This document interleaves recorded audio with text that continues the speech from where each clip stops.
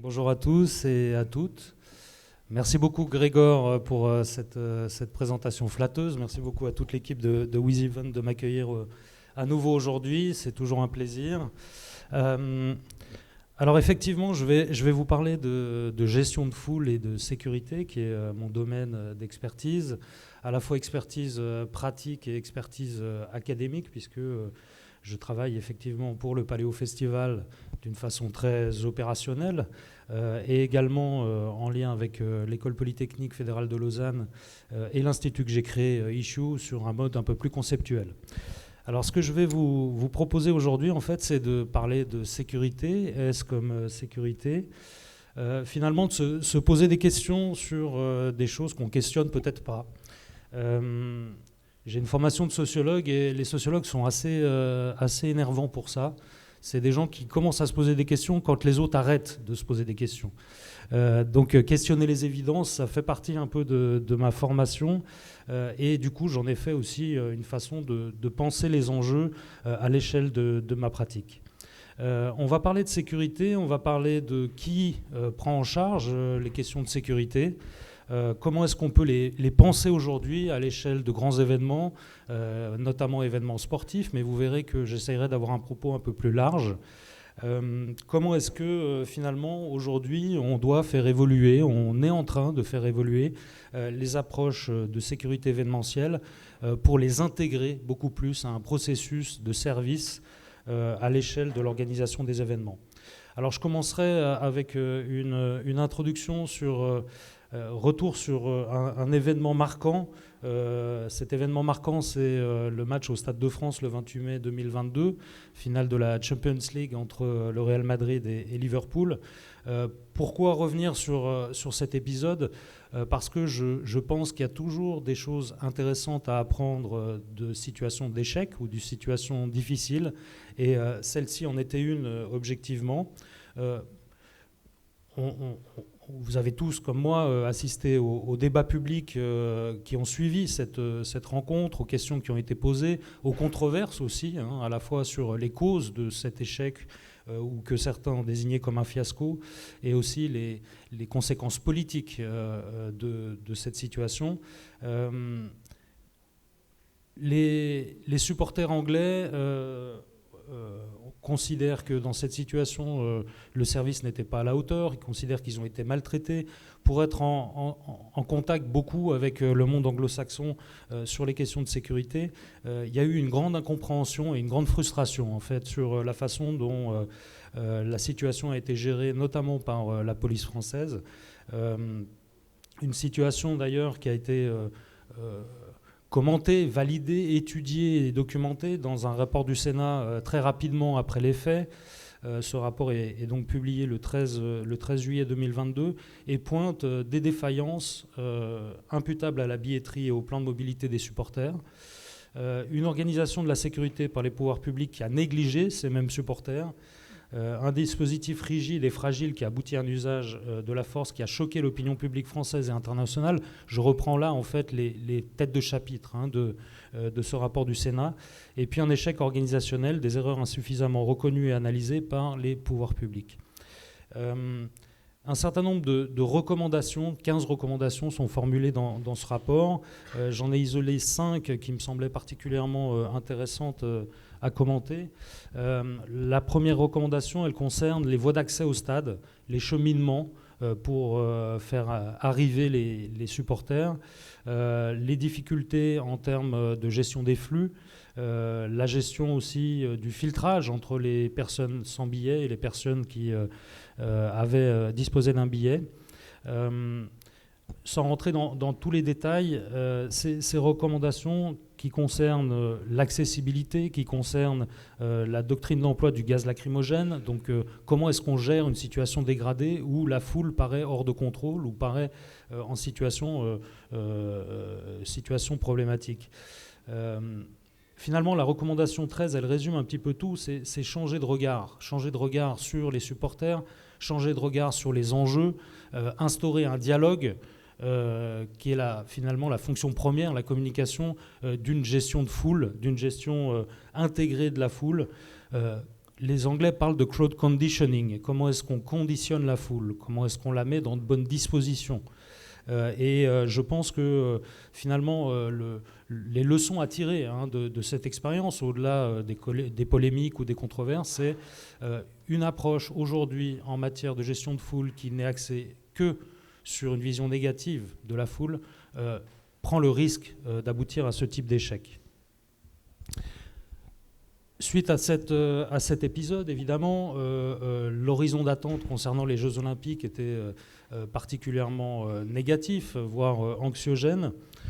Ces Jeux Olympiques étaient annoncés avec des enjeux sécuritaires hors normes. On peut probablement essayer d'analyser ici à la fois le format même de l'événement. Les Jeux Olympiques, dans leur histoire, ont été frappés par le risque terroriste, Munich en 1972, et gardent la trace finalement de ce risque au cœur même de l'organisation de l'événement. La France, pays hôte de cette manifestation, a également, comme je l'ai effleuré un tout petit peu à l'instant, une vision de la gestion de foule et la gestion de la sécurité qui est très indexée sur des pratiques policières. La foule est considérée comme une entité adverse, comme potentiellement violente, sujette à de l'irrationalité et des débordements, et il s'agit donc de l'encadrer, de la gérer d'un point de vue policier. Donc la conjonction finalement de ces deux enjeux, associée à un contexte international particulièrement complexe et là aussi porteur de risques, nous annonçait finalement un événement sécuritaire annoncé, avec force, chiffres à l'appui, un pic de 45 000 policiers et gendarmes pour sécuriser les JO. Donc l'horizon d'attente, et on l'a très bien vu dans toute la séquence qui a précédé les Jeux, était très axé sur une approche de sécurisation, on va dire sûreté, et liée notamment au risque terroriste. Et advint la parenthèse enchantée des JO. La parenthèse enchantée des JO qui a vu des policiers faire du travail, d'ailleurs ils pourraient peut-être être recrutés dans le staff de WizEvent, faire du travail de contrôle d'accès, scanner des codes barres, communiquer, ça c'est un tweet, non c'est sur Instagram de la préfecture de police de Paris, qui parle des policiers compétents mais aussi généreux qui distribuent des cadeaux, aux participants, avec un commentaire que je trouve intéressant, personne qui commente, qui dit « ça se passe super bien durant les Jeux, où est le problème en France? Pourquoi ne retrouve-t-on pas cette sérénité toute l'année ?» Je reviendrai sur cette notion de sérénité.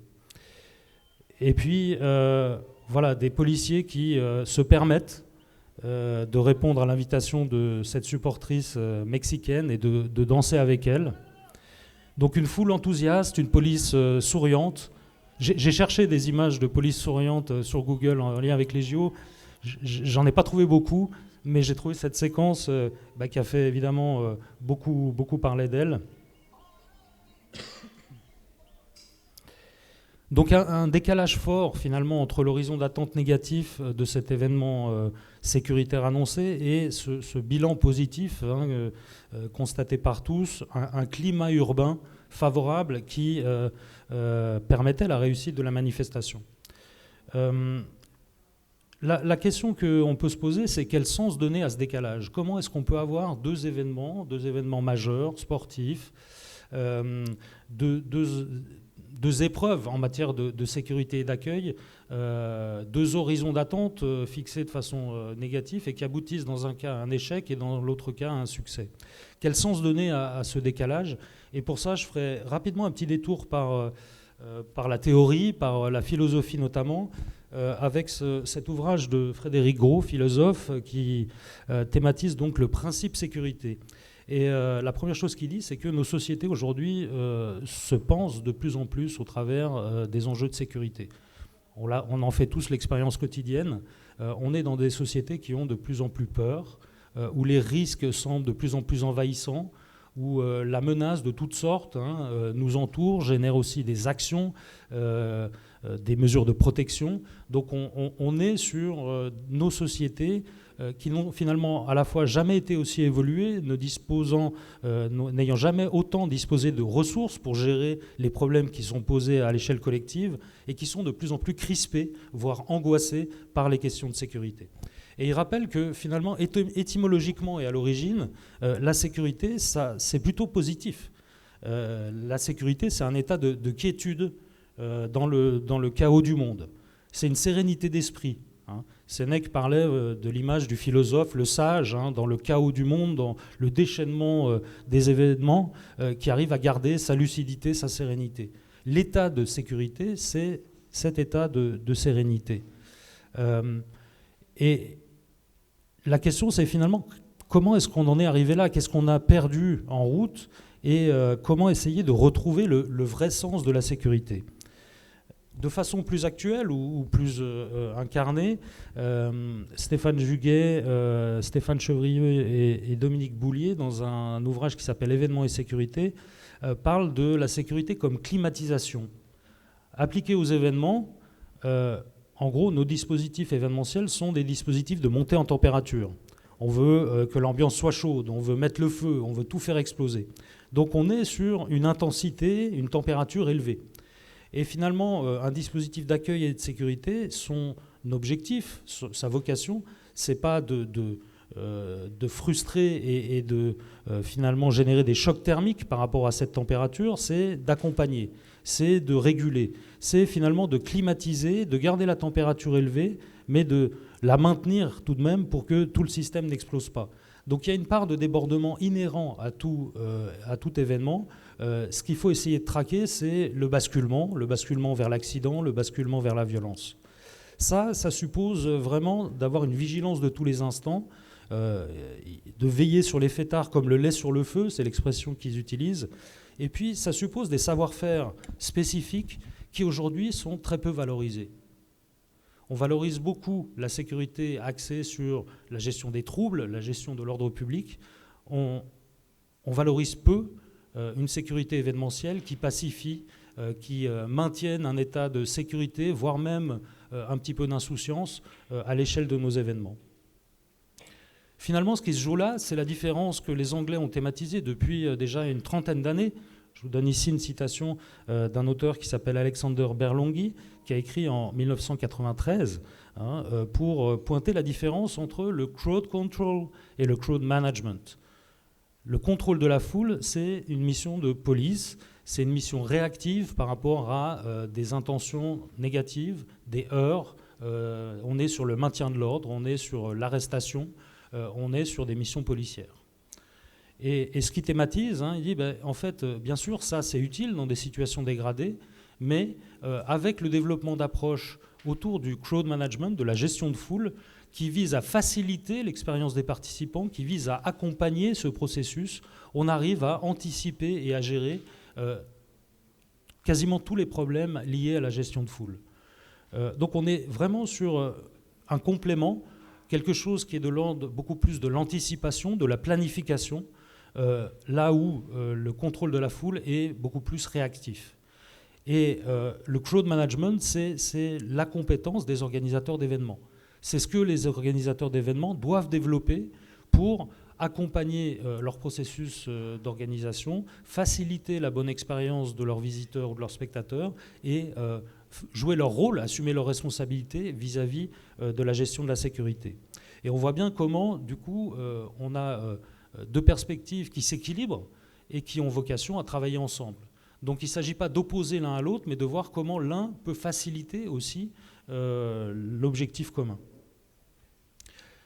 Aller vers le crowd management, la gestion de foule, c'est changer de regard sur la foule.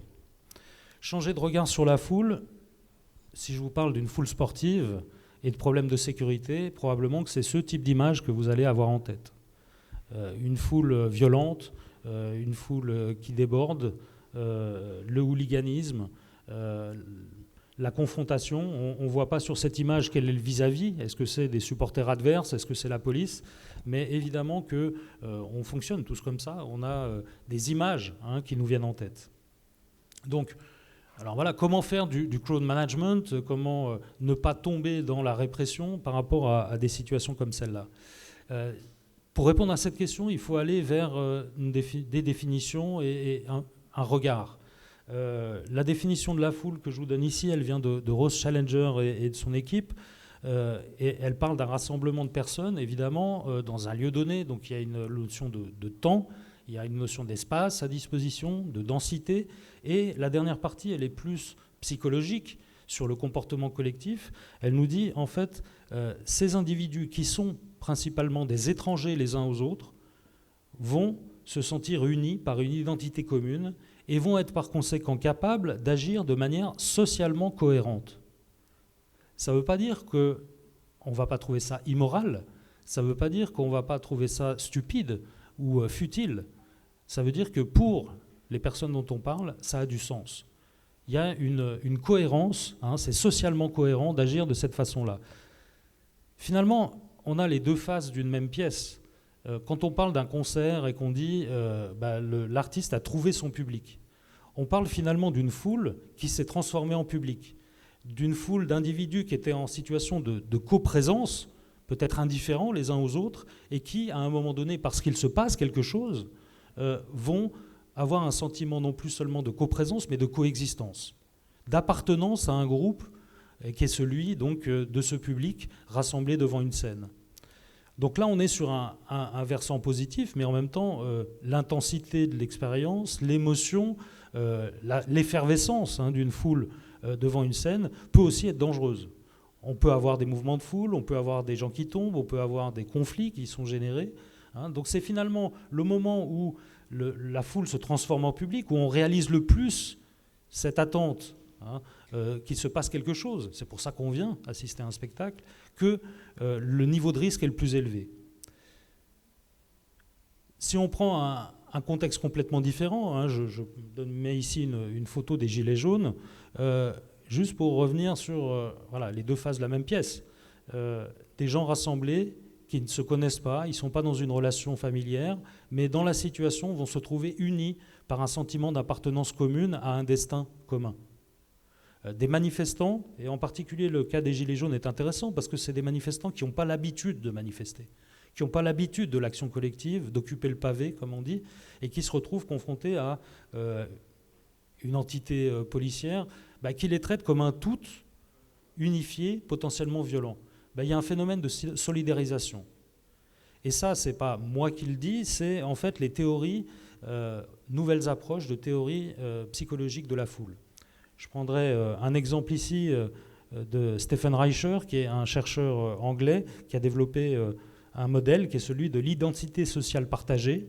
Il nous dit en fait on partage tous des identités. On est ici réunis, on est le groupe des gens qui assistent à cette journée des With Days. Parmi nous, il y a des gens qui appartiennent à des équipes, qui se sentent appartenir à un projet, à une communauté. C'est des identités stables. Et la grande plus-value en fait, de leur théorie, c'est de dire que ce sentiment d'appartenance à un groupe, il peut être stable et il peut être extrêmement éphémère. Il peut s'activer dans la situation. C'est pour ça qu'on observe des logiques de solidarisation entre des gens qui ne se connaissent pas et qui, a priori, n'auraient pas vocation à agir en commun, pour le meilleur comme pour le pire.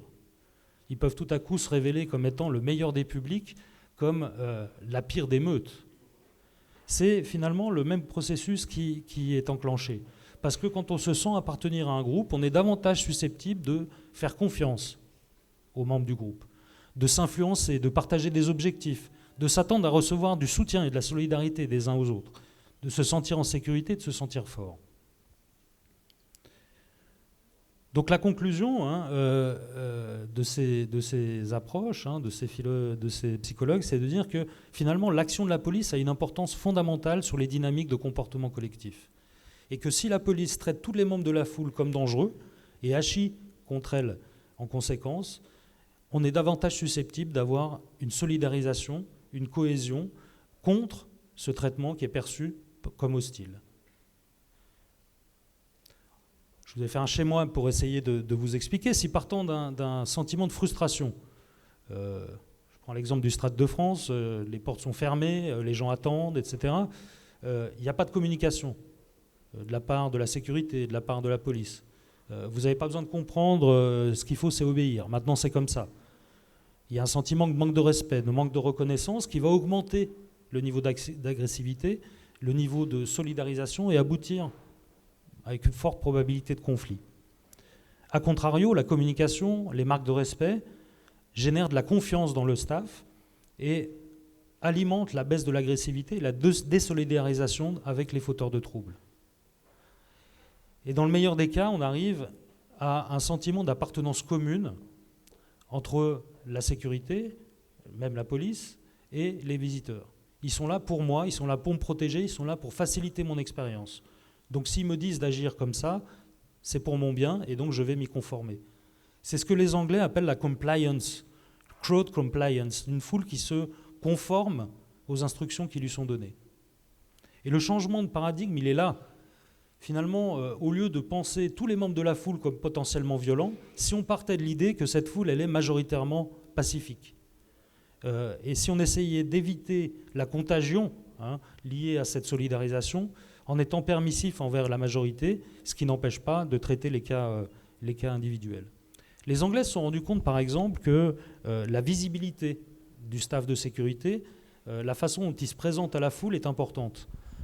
Changer de l'appellation security pour aller vers une appellation safety, crowd safety, et on voit souvent d'ailleurs sur les t-shirts ou les vestes des agents de sécurité en Angleterre, crowd safety, here to help you. On est là pour vous aider. Ça fait passer d'une vision de la sécurité comme incarnée par des surveillants extérieurs au groupe à une vision du staff de sécurité comme protecteur, en empathie avec le groupe. Et donc on est dans une logique de nous. Le groupe, il inclut aussi le staff de sécurité qui est perçu comme étant facilitateur et empathique. Donc il faut changer de regard sur la foule. C'est finalement ce que nous disent ces théories. La foule, contrairement à ce qu'on pense, elle n'est pas irrationnelle, elle répond aux messages qui lui sont donnés. Si ce message, c'est un message agressif, si c'est un message de traitement uniforme sur un mode policier, on va générer de l'agrégation et de la violence potentiellement. Il faut utiliser ces facteurs d'influence de la foule comme des ressources. Essayer de favoriser une meilleure gestion en alimentant ce sentiment d'appartenance commune entre le public et le staff. Et ça passe par de la communication. Ça passe par des messages, ça passe par une multitude de canaux qui permettent de s'adresser à la foule en face à face, avec des écrans, avec de la signalétique, avec des messages. Comment, finalement, alimenter en information et en communication les spectateurs pour favoriser leur parcours d'expérience. Donc passer d'une approche réactive par la contrainte, on va traiter des problèmes, donc on surveille la foule parce qu'elle est susceptible de mal se comporter, à une approche proactive dans la régulation et dans l'accompagnement. Parce que de l'autre côté, la foule a des attentes aujourd'hui, vis-à-vis du staff de sécurité, vis-à-vis de la police, vis-à-vis de son expérience. Quelques exemples. Voilà, ici, on est sur le concert de Beyoncé à Marseille. Le but, c'est de voir le concert, pas de mourir, entre guillemets. Donc, citation de fans en colère. Rock en scène, l'année dernière, 2023. Une honte, l'organisation de Rock en scène critiquée par des festivaliers dès le premier jour du fait de files d'attente interminables. De nouveau à Marseille, de nouveau des supporters anglais, Coupe du monde de rugby. Et on voit très bien sur cette image ce qui est engagé dans la situation, c'est la situation aux entrées, c'est la gestion des flux, c'est la gestion de l'attente. Voilà, et à nouveau, j'ai cru mourir, scène de chaos. Donc, les spectateurs réagissent, les spectateurs manifestent une désapprobation par rapport au niveau de service qu'il leur est donné. Ils attendent plus et ils trouvent que ce n'est pas normal d'être traités, entre guillemets, comme ça. Je vous rassure, ce n'est pas un apanage français. On retrouve cette situation-là, par exemple, sur des événements en Suisse. Ça, c'est le marché de Noël de Montreux, événement a priori très pacifique et très positif. Là, les visiteurs disent un jour, il y aura un drame. Comme à Séoul, parce que l'information circule. Les catastrophes sur les foules, en lien avec les foules, sont connues. Et les gens disent, je suis inquiet, j'ai compris que la densité, c'était un problème, qu'on pouvait être blessé, voire mourir dans une situation comme celle-là, et j'attends de l'organisateur organiser c'est délivrer un service. C'est proposer une expérience qui soit positive, favorable, et là on en est loin. J'avais fait un petit article avec un collègue, là, Mehdi Moussaïd, sur ce changement de paradigme finalement à l'approche des JO, comment la France devait se tourner sur des pratiques de gestion de foule plus à jour, en lien avec les connaissances scientifiques actuelles. Alors ça a un peu mal commencé, ça c'est le premier jour des JO, file d'attente monstre et début de match raté pour entrer au Parc des Princes. L'immédiateté de la sanction, elle vient aussi des réseaux sociaux. Les gens postent des vidéos, postent des photos en disant « Regardez, c'est pas organisé comme il faut. On nous a promis une organisation avec un niveau de service, voilà, la France allait rayonner dans le monde. Pratiquement, voilà ce qui se passe. » Et heureusement, finalement, on a compris, in fine, que, en fait, vouloir gérer la sécurité, c'est gérer une tension irréconciliable entre des flux et du contrôle. Avant le Bataclan, on avait un accent mis sur la gestion de foule. Peut-être qu'on était sur une sous-estimation des mesures de contrôle, de sûreté, de mesures de protection contre le terrorisme. On a basculé finalement dans le sens inverse. Et plus on augmente le niveau de contrôle, plus on augmente le temps que prend ce processus et plus on génère des files d'attente, si le dispositif n'est pas calibré. Et on sait tous ce qu'il en advient, c'est qu'à un moment donné, cette situation-là, elle est plus tenable. Donc soit on génère des files d'attente qui ne satisfont pas le public ou qui génèrent même quelquefois une situation dangereuse, soit finalement les contrôles sont allégés, voire sautent complètement, parce que le convoi doit être donné à l'heure, parce qu'on est débordé par la situation. Donc finalement l'enjeu, c'est de trouver l'équilibre. Viser la sécurité absolue, c'est une ambition qui est irréaliste, qui est inatteignable. Gérer les risques, c'est pas annuler les risques. Faire notre métier, quand on fait de la sécurité événementielle, c'est essayer de viser ce point d'équilibre entre des mesures de contrôle, des mesures de gestion de flux, comme on le fait sur bien des dimensions, entre des ressources et du budget, entre du temps à disposition et du développement de projets. L'événementiel, c'est comme ça. On n'a jamais assez de temps, on n'a jamais assez d'argent pour faire aussi bien qu'on aimerait. Et pourtant, il faut faire. Et pourtant, il faut assumer ses responsabilités. Quand on parle de gestion de la sécurité, évidemment, les responsabilités sont extrêmement importantes. Donc, comment mettre cette théorie en pratique ? La première chose, c'est de faire ce constat que trop souvent, on est axé sur la gestion des comportements problématiques, des gens qui se bagarrent, des gens violents, des gens bourrés, des gens qui paniquent. Ça, c'est finalement une toute petite partie de la problématique. Et la foule, comme je vous l'ai dit, on ne doit pas partir de l'a priori qu'elle est stupide et qu'elle va se comporter n'importe comment. Ça, c'est pratique, ça nous dédouane de nos responsabilités. On se dit, de toute façon, ils font n'importe quoi. Donc, qu'est-ce que vous voulez qu'on essaye de faire en termes de gestion ? C'est des animaux, il faut les dresser. Non. Et si on les considérait comme des humains, comme des individus rationnels, capables de penser, comme vous et moi, on en a tous fait l'expérience. C'est ça qui est pratique, la foule. On a tous été membres d'une foule un jour ou l'autre.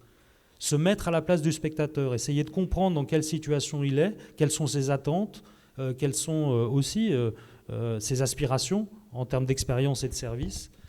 Essayer de, finalement, ne plus opposer sécurité et sûreté, ne plus prendre le risque d'aller vers du sécuritaire, mais équilibrer la sécurité avec de la gestion de foule. La gestion de foule, là aussi, c'est John Fruin, 1993, on est il y a 30 ans, et qui définit le processus donc, de cette façon-là, l'évaluation des niveaux prévus d'occupation, l'adéquation des moyens d'entrée et de sortie, calibrer des couloirs d'entrée, par exemple, pour répondre à la demande, faciliter le processus d'organisation et donc faciliter l'expérience et l'accès aux activités prévues. Parcours d'expérience.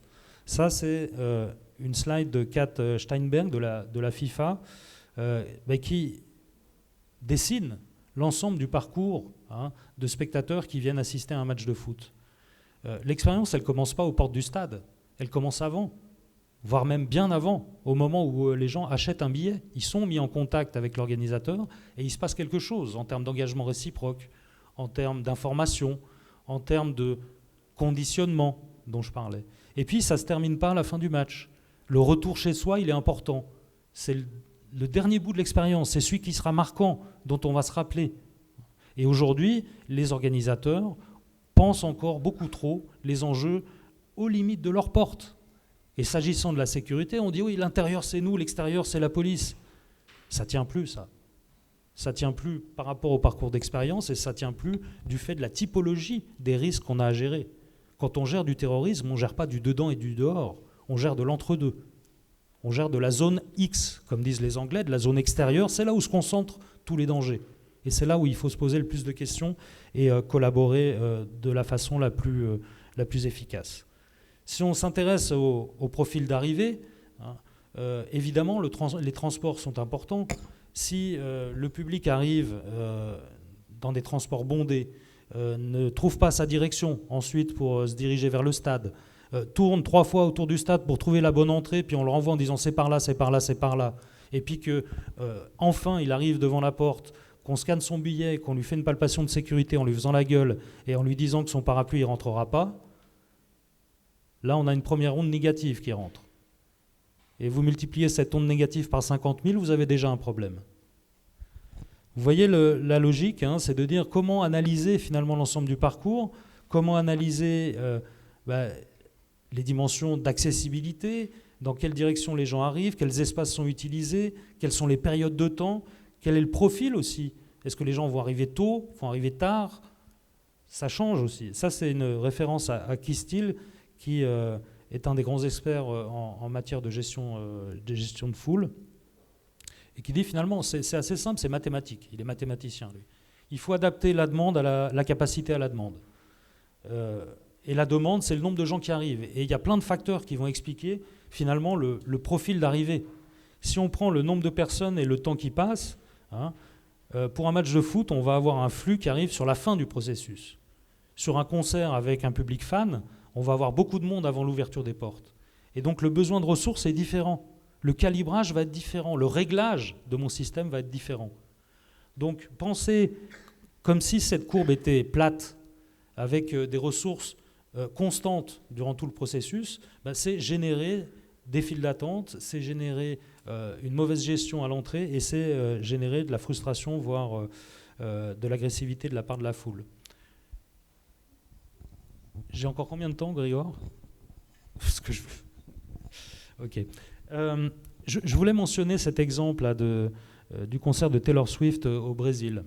On sort un peu du contexte sportif, mais on est dans un stade. Petite parenthèse là-dessus, ce que je viens de dire, son horizon, pour moi, il est global. Il n'y a pas une foule sportive, une foule festive, une foule de festival, une foule de matchs de foot. C'est les mêmes personnes. Ce qui change, c'est le contexte, c'est l'activité. Mais j'ai, moi, dans mon festival, des gens qui vont à des matchs de foot. Donc la question, c'est comment est-ce qu'on explique qu'ils se comportent mal dans un contexte et qu'ils se comportent bien dans l'autre? Qu'est-ce qu'il y a de commun et quels sont les leviers d'action qui permettent peut-être de proposer une expérience facilitée et réduire la proportion, la probabilité du débordement? Pour ça, il faut penser l'ensemble du parcours d'expérience et ne pas être dogmatique. Ce cas de la fan de Taylor Swift qui est décédée lors d'un concert au Brésil, ce cas m'a marqué. Donc le concert de Taylor Swift, le public arrive bien avant, c'est des fans, il fait très chaud, donc les fans attendent plusieurs heures sous le soleil, et quand ils rentrent, on leur dit non, la bouteille d'eau elle rentre pas, comme c'est fait sur tous les événements. La gourde elle rentre pas, la bouteille d'eau elle rentre pas. C'est une arme, c'est dangereux. Et puis finalement, on en arrive à une situation où c'est l'artiste qui lance des bouteilles d'eau. Regardez les images sur YouTube, c'est l'artiste qui lance des bouteilles d'eau au public. On est sur une inversion totale. Et puis, malheureusement, c'est très triste, cette jeune fille qui décède de déshydratation sous la pression, une foule dense. C'est aussi une pression importante et c'est une température qui monte. Et la déshydratation, elle est encore plus violente dans une situation de densité extrême. Ce qui m'a marqué dans ce cas, c'est quoi? C'est que finalement, tout le monde a fait son travail. L'organisateur a mandaté un prestataire pour construire une scène dans le stade, il a booké l'artiste, il a pris une agence de sécurité qui a appliqué les mesures habituelles et les consignes qu'on lui donne. Et au bout du compte, on a une personne qui décède. Qu'est-ce qu'on a loupé là ? Comment on peut expliquer que, partant d'une situation de gestion de la sécurité, on met en danger le public ? Peut-être que c'est ce dogmatisme et ce manque de clairvoyance de se dire, voilà, si j'étais eux, quels seraient mes besoins à ce moment-là ? Et peut-être que l'exception ou la remise en question par rapport à des consignes de sécurité, par rapport à du soin à apporter à cette foule, aurait permis d'éviter ce drame. Les fans de Taylor Swift, ils viennent avant le concert, avant l'ouverture des portes, voire bien avant. 5 mois avant, pour ce qui concerne le concert en Argentine. En quoi ça nous engage ? Qu'est-ce que ça nous oblige à faire et à penser en termes de dispositifs ? C'est des informations qui étaient connues et qui n'ont pas empêché qu'on ait cette situation dramatique. Voilà une autre vision de la gestion d'attente de la foule. C'est un concert de Justin Bieber au Ziggo Dome à Amsterdam.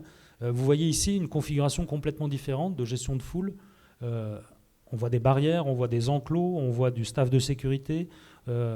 L'idée, c'est de respecter un point qui est fondamental dans la gestion de foule, c'est l'équité. Si j'arrive avant, je rentre avant. Là aussi, on dit, oui, mais regardez, cette foule-là, irrationnelle, ils se marchent dessus pour rentrer.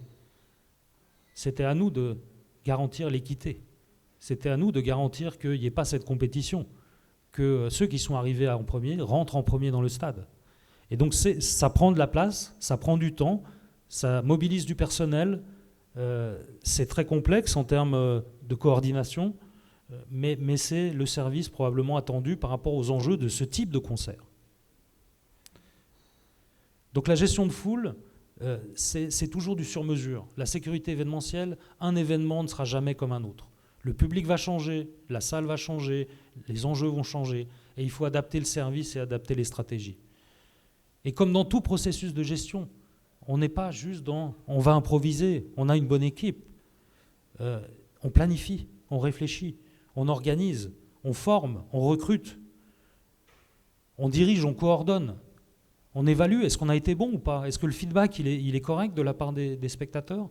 Est-ce qu'ils sont contents en partant ? Est-ce qu'ils nous disent merci ? Est-ce que vos équipes de sécurité, dans vos événements, ont des gens qui sortent de la salle et disent merci ? Vous m'avez bien accueilli. Ça serait peut-être ça un objectif, la satisfaction du public et du client. Et ça suppose une coordination, l'ensemble des parties impliquées. La sécurité, ça ne se délègue pas. Vous ne pouvez pas juste louer les services d'une société de sécurité et dire « ils s'en occuperont ». Je regarde beaucoup d'événements, je visite des festivals, je visite des concerts, des spectacles sportifs. Je vois bien le niveau de sécurité des agents, le niveau de qualification, le niveau de formation. C'est un problème. Mais ajoutez à ça, est-ce que le client est clair sur ses attentes ?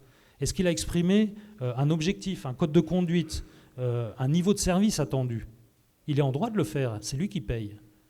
Mais pour ça, il faut qu'il s'investisse, il faut qu'il comprenne les enjeux et qu'il les transmette correctement à son prestataire. Donc ma conclusion, et là je mettrai une petite image de Paléo Festival, ça c'est une jeune fille qui est bénévole et qui fait du contrôle d'accès au Paléo Festival. Quand on voit cette jeune fille et qu'on est membre d'une foule, est-ce qu'on a envie de se battre ? Est-ce qu'on a envie de se confronter à elle ? Non. A priori, on lui tend son badge, on lui fait un sourire et les choses se passent bien. C'est un peu idéaliste peut-être, mais j'y crois. Et je pense que ce n'est pas une fatalité aujourd'hui d'être sur une société.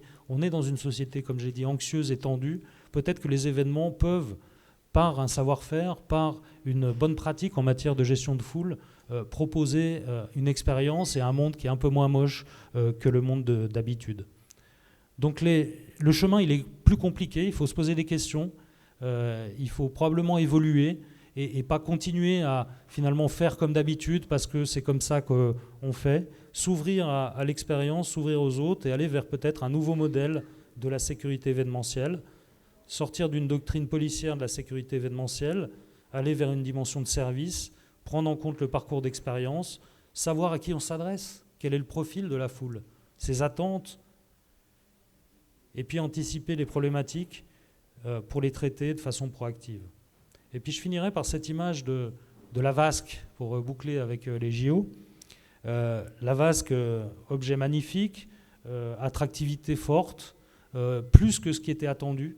Et je le sais bien parce que celui qui s'occupait de ce lieu, il s'appelle Jérémy Chastel, il est directeur technique, il a fait les formations que j'ai données au travers de Issue. Et il m'a fait un compte-rendu de ça en me disant mais, tout ce qu'on a appris avec toi, là j'en vois la pertinence. Comment informer le public, comment gérer l'attente, comment délivrer un service qui fasse qu'on n'est pas débordé, les choses ont l'air d'être organisées et on apporte de la satisfaction aux gens. Et finalement, c'est le meilleur des exemples. Bien traiter une foule, c'est recevoir du bénéfice en retour. Et moi, je suis convaincu que j'ai bien fait mon travail quand ce retour il est positif et que les gens n'ont pas... On me dit souvent, on ne voit pas la sécurité dans ton festival. J'ai 1600 personnes qui s'occupent de la sécurité. On ne les voit pas parce qu'ils sont visibles quand ils doivent être visibles. Et quand ils sont visibles, l'idée, ce n'est pas d'être vu ou pas vu, c'est d'être bien vu. Et ils sont bien vus des spectateurs et ils en reçoivent la récompense sous forme de gratification et de satisfaction du public. Voilà ce que je voulais vous dire pour ce matin. Merci beaucoup.